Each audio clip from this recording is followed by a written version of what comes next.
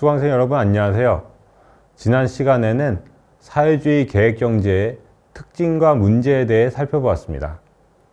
이번 시간에는 앞서 말씀드린 대로 사회주의 계획경제 체제의 개혁이 어떠한 방식으로 이루어졌는지, 먼저 구소련의 경제개혁 사례에 대하여 크게 두 가지 개혁 조치를 중심으로 살펴보겠습니다. 첫 번째로 볼 것은 1965년 실시된 코시긴 개혁입니다. 이 개혁에 대해서는 당시 소련 강요회의 의장이었던 코시긴의 주도하에 실시되었다고 해서 이러한 명칭이 붙었다고 합니다. 우선 개혁이 실시된 배경부터 살펴보겠습니다. 1960년대 들어와 소련의 경제 실적이 저하되고 있었습니다. 구소련의 공식 통계에 따르면 소련의 경제 성장률은 1951년부터 60년까지 연평균 10.3%였으나 1961에서 1964년에는 6.5%로 크게 둔화되었습니다.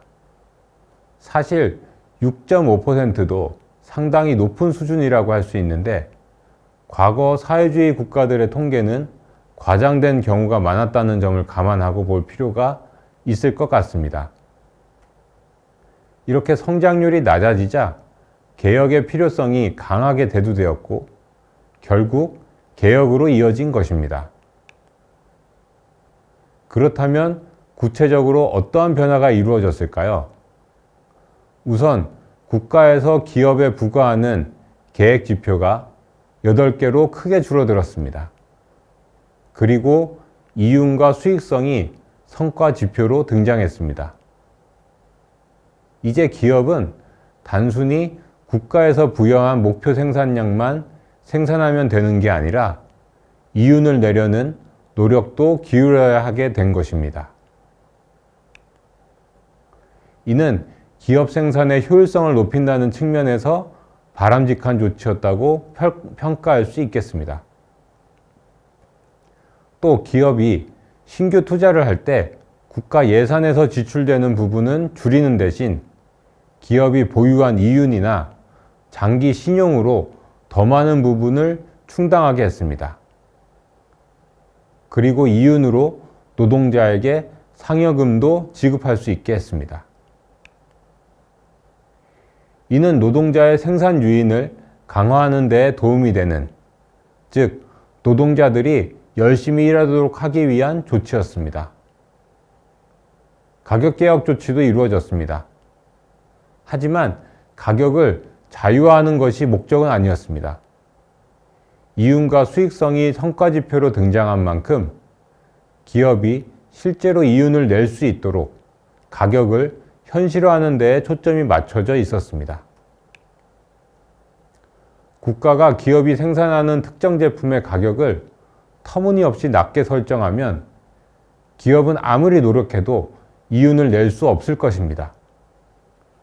가격개혁 조치는 이러한 부분을 바로 잡은 겁니다. 따라서 개혁 이후에도 관료들에 의해 가격이 자의적으로 정해지는 상황은 크게 달라지지 않았습니다. 그런데 코시긴 개혁 과정에서 생산수단 소유제도는 달라지지 않았습니다. 생산수단의 사적 소유를 인정하는 변화는 없었던 겁니다. 기업의 자율성을 강화하는 등 경제조정 메커니즘만 변화시키려 한 것입니다. 사회주의 계획경제 체제의 기본 틀은 유지하면서 부분적으로만 개선하려 했다는 점에서 코시긴 개혁은 부분 개혁에 해당한다고 이야기할 수 있습니다. 이 개혁은 이처럼 개혁 수준이 높지 않았고 높지 않은 개혁 수준에도 불구하고 많은 저항과 반대에 부딪힌 결과 성과로 이어지지 못했습니다. 구소련의 경제개혁 사례와 관련해 두 번째로 살펴볼 것은 구소련 붕괴 후인 1990년대 실시된 러시아의 급진적인 경제개혁입니다. 이를 살펴보려면 먼저 그 배경이 된 1980년대 말 구소련의 상황부터 살펴볼 필요가 있습니다. 당시 고르바초프에 의해 부분 개혁 혹은 체제 내 개혁이 시도되고 있었습니다.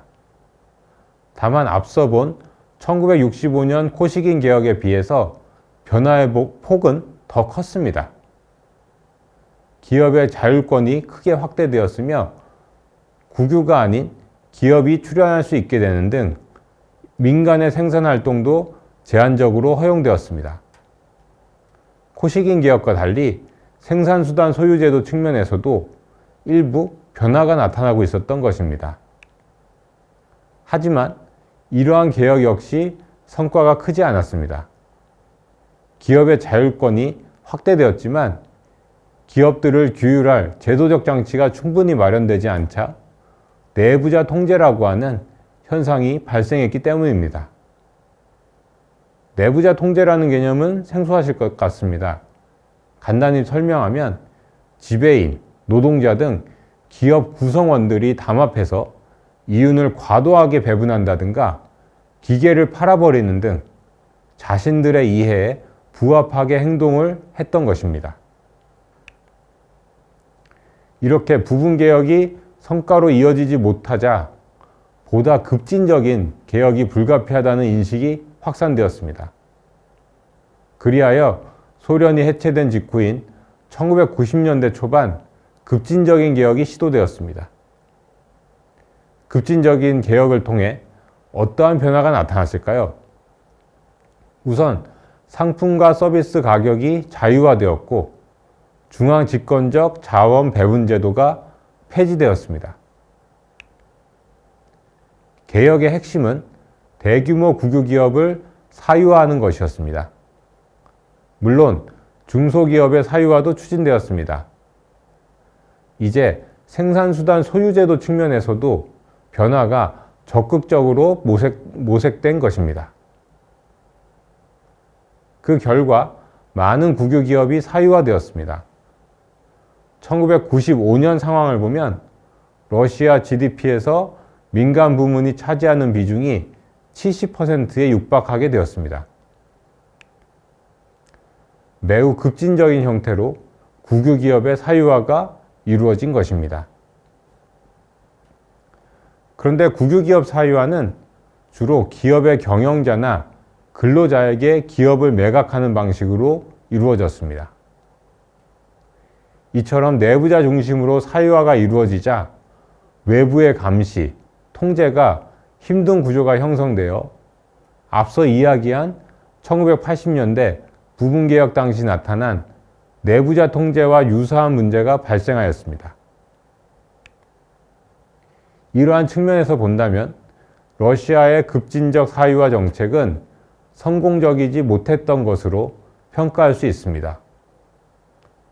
이번 시간에는 구소련의 경제개혁 사례에 대해 살펴보았습니다. 다음 시간에는 중국의 경제개혁 사례에 대하여 살펴보겠습니다.